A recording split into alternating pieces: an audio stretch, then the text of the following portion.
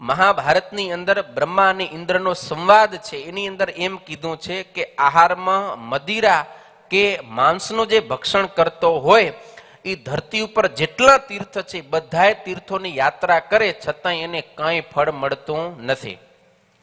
પણ જેનો આહાર પવિત્ર છે એના હૃદયની અંદર ભગવાનનું દર્શન થાય છે.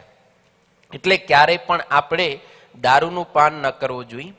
ત્યારે પ્રતિવાદી શંકા કરે છે કે તમે દારૂ પીવાની ના પાડો છો, તો એક દ્રષ્ટિએ આપણે જોઈએ કે ભાઈ દારૂ પીવામાં આસક્તિ હોય કે રાગને કારણે, મોહને કારણે કે મોજ મજા મનોરંજન માટે પીએ તો એને તમે ના પાડો તો વાંધો નહીં. પણ ક્યારેક દેવતાઓને નિવેદન કરેલું હોય, એને ધરેલું હોય થાળમાં, અને પછી આપણે પ્રસાદ રૂપે પીએ તો એમાં તો કંઈ દોષ નથી, એમાં તો કંઈ પાપ નથી ને.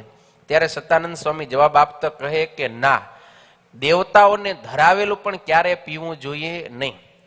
સતાનંદ સ્વામી કે તમે સાંભળો, દેવતાઓને ક્યારે પણ દારૂ કે માંસ એનું નૈવેદ્ય થાય જ નહીં, સુરા કે મદ્ય એને ધરાવાય જ નહીં. કારણ કે દેવતાઓ સાત્વિક પ્રધાન છે, દેવતાઓ સાત્વિક વૃત્તિ વાળા છે, અને મનુષ્યો છે એ રાજસ પ્રધાન છે, અને દૈત્યો છે એ તામસ વૃત્તિ વાળા છે.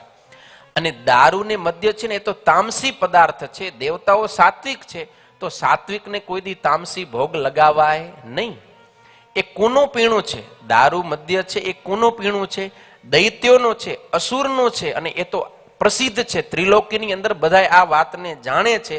માટે દેવતાઓને હંમેશા એને યોગ્ય એટલે કે દૂધપાક, પુષ્પો, ઘી એવા જે સાત્વિક ઉપચારો છે એ જ ધરાવવા જોઈએ. પણ મદ્ય, માંસ, દારૂ ઇત્યાદિ ક્યારે પણ દેવતાઓને ધરાવાય નહીં.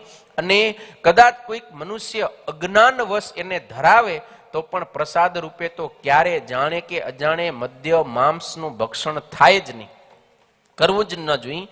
વૃદ્ધ મનુ ઋષિ તો એમ કહે છે કે અજાણતા દારૂ મિશ્રિત પાણી પીવાઈ જાય, સમજો, દારૂ મિશ્રિત ખાલી પાણી પીવાઈ જાય તો એ બ્રાહ્મણ, ક્ષત્રિય અને વૈશ્ય આ ત્રણેય વર્ણના મનુષ્યોને યજ્ઞોપવિત સંસ્કાર ફરીથી કરાવવો પડે છે.